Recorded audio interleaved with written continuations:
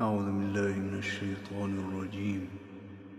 بسم الله الرحمن الرحيم. وقال لهم نبيهم إن آية ملكه أن يأتيكم التابوت فيه سكينة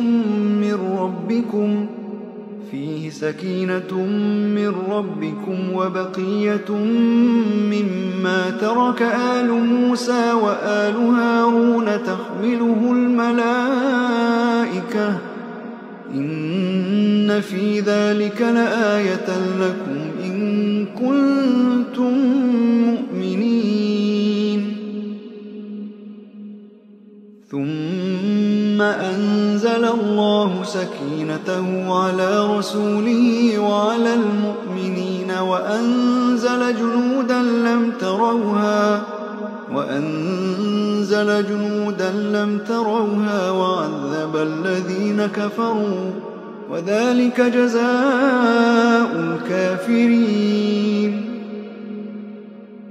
إلا تنصروه فقد نصره الله إذ أخرجه الذين كفروا ثاني اثنين إذ هما في الغار إذ يقول لصاحبه لا تحزن إن الله معنا فأنزل الله سكينته عليه وأيده بجنود لم تروها وجعل كلمة الذين كفروا السفلى وكلمة الله هي العليا والله عزيز حكيم.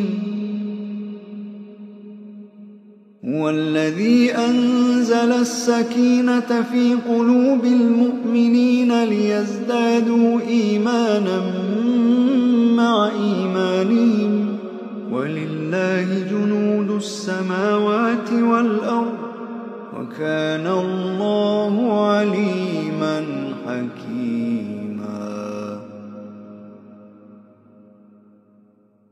لقد رضي الله عن المؤمنين إذ يبايعونك تحت الشجرة فعلم ما في قلوبهم فأنزل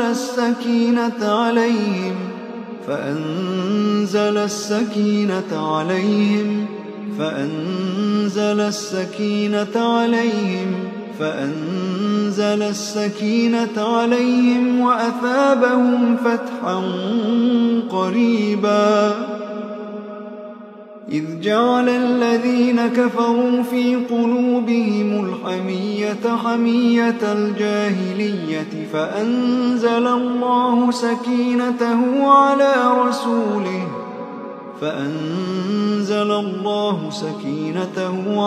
رسوله وعلى المؤمنين وألزمهم كلمة التقوى وكانوا أحق بها وأهلها وكان الله بكل شيء عليما.